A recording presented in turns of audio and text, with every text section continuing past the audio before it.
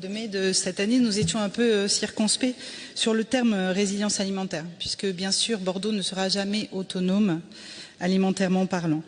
Mais il y avait dans votre feuille de route différents axes importants qui nous paraissaient effectivement nécessaires de suivre, et nous vous avions demandé à l'époque, je me le rappelle, de ne pas vous éparpiller.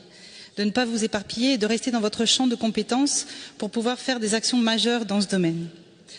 Aujourd'hui, avec cet appel à projet, c'est un peu du saupoudrage. Je suis pas loin de l'avis d'Alexandra Ciari quand je vois 1 000 € par-ci, une autre petite aide par-là. Toutes ces associations, bien sûr, ont une action dans le domaine et dans la résilience alimentaire, ou plutôt dans l'alimentation dans nos quartiers.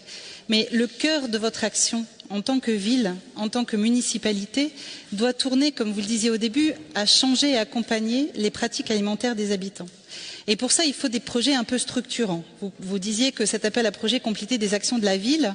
Nous n'avons eu aucune présentation des actions qui sont actuellement menées par la municipalité.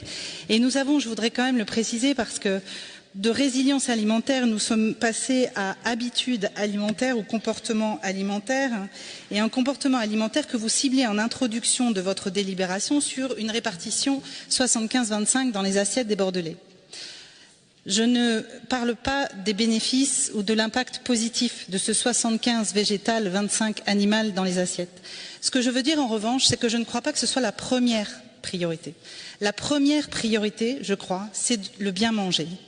Le bien manger, c'est se nourrir de façon équilibrée, en mettant dans nos assiettes des aliments des 4 groupes alimentaires, en privilégiant les produits non transformés, en réduisant les apports en sel, en gras, en sucre.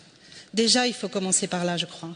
Ensuite, il faut l'accès à l'alimentation, il faut l'accès à la nourriture, il faut l'accès aux circuits courts, il faut accompagner nos commerces de proximité, il faut limiter le développement des grandes surfaces. C'est toutes ces actions-là qu'on attend de la part de la ville dans ce domaine. Merci.